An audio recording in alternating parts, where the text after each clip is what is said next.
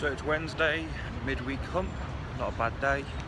Going to go home, have some nice food, hit the gym.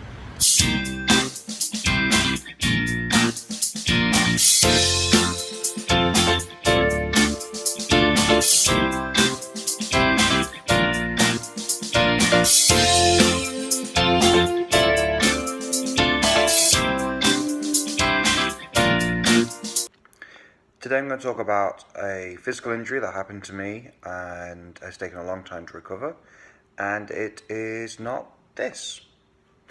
That actually happened while I was playing ice hockey.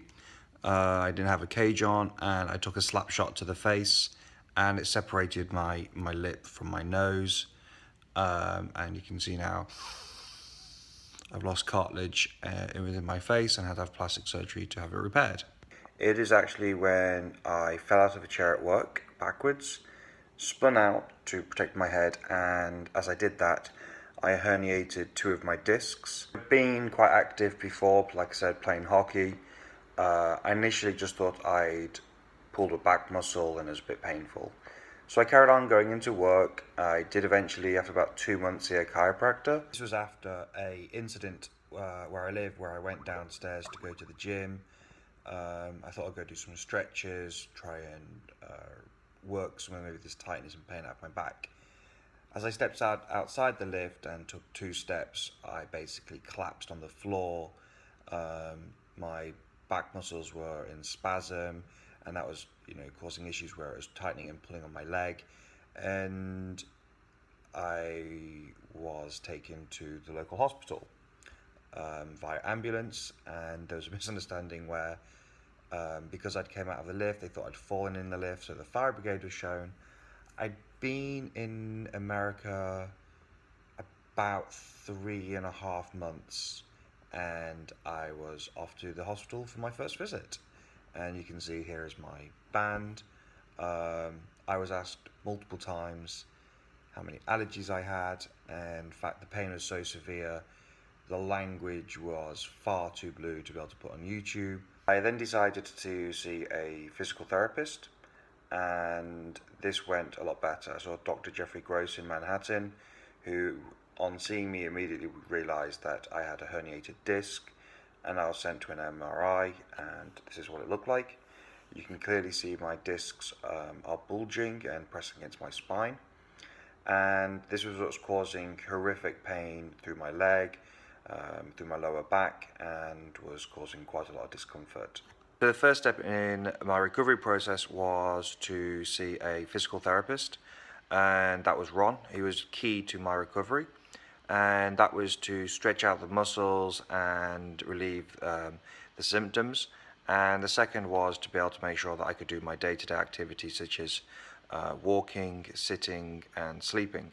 One of the key exercises that made the biggest difference was doing this cobra pose in yoga, which you can actually see just here. This helps kind of push the disc back into place and try and close the gap as well. And that then allows for the disc and the spine to be able to move quite freely. There's so many videos on YouTube from professional medical people who can explain this better. I'm not going to do that. I'm not a professional, and I don't want to get sued. After we got myself that I was able to kind of sit and stand, it was going quite well, but then I relapsed. I relapsed during a flight to San Francisco that I had to take for work, and that made it worse, which actually was so bad it led me to end up using a cane and even in a wheelchair. This is when I thought things were going to get really worse, but fortunately Melissa kept pushing me and was very supportive. I was even having to sleep on the floor at some stage, and she would sleep next to me as well to make sure I felt comfortable, and try to rub my back to make sure that I was able to get at least a couple of hours of sleep. What also helped was the ability to be able to work from home. This was key for me, not having to get up every single day, struggle to get dressed, and then take the 30-minute commute. Even though I'm on the train with a cane, sometimes people won't give me their seat, which is what I really needed, so I'll be shaking around on the carriage. that made it a lot worse. So being able to stay from work from home was fantastic. The medication did screw with me a lot. It knocked me out, it made me drowsy, I couldn't think clearly and sharp, and this led to some interesting videos because every day I had to say if I was coming into the office or working from home, and that got a bit repetitive, so I tried to find creative ways, such as this little clip here.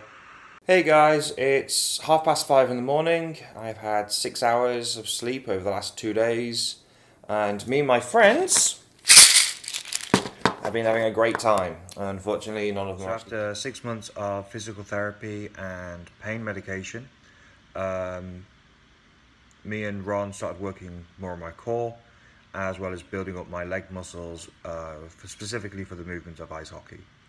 We started off slowly on the floor and just sliding, building the movements up as needed, and then progressing into other things as well, such as running lightly and jogging and stopping and turning, all on the floor in a controlled environment. I was seeing Ron probably now once a week from twice a week, and this made a big difference.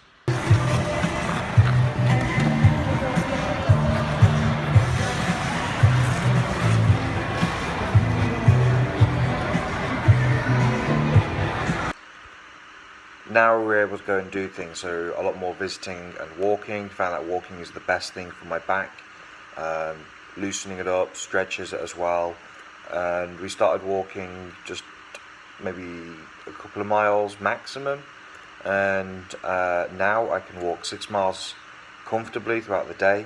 I still get tightness, but I'm back on the ice, and this is the result.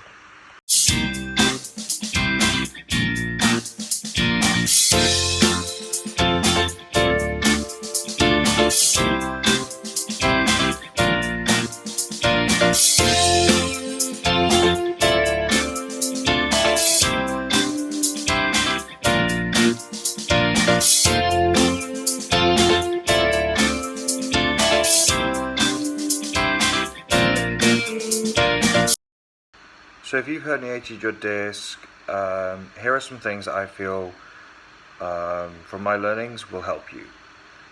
1. Seek medical attention as soon as you can. You are not a doctor, you don't know what's going on. 2. Take the medication, especially the anti-inflammatories. It actually does work, and the pain medication will actually make your life feel more comfortable. 3. Stick to the physical therapy program. Even if your insurance cancels it and you're going to have to pay $100 a session, still go. The investment in your back is priceless. It really makes such a difference. And even though you're feeling good and things are good and you can walk again, carry on going through physical therapy. Go until they tell you we don't want to see you anymore. Only then are you actually fully recovered and gone through a full process of healing too. It'll also show you your limitations, as well as make sure that if you do have any relapses, you're in a situation of where the exercises and the therapies that help, such as ice and heat packs. Having a support network is very important, be it your friends or a partner. They are the ones that are going to help you through this more psychologically than physically. The physical one is down to you. You need to know your limits. The psychology one is harder to do. You need people to push you. You need to make sure people are supporting you, even if it's just going to get you a cup of tea, to encouraging you and pushing you to go for a walk and go outside. This makes a big improvement to your recovery. It's very important. Having a position of work, allowing you to work from home, obviously not everyone has that luxury, but if you are able to work from home, then definitely rest your back when you need to. Do not over push it.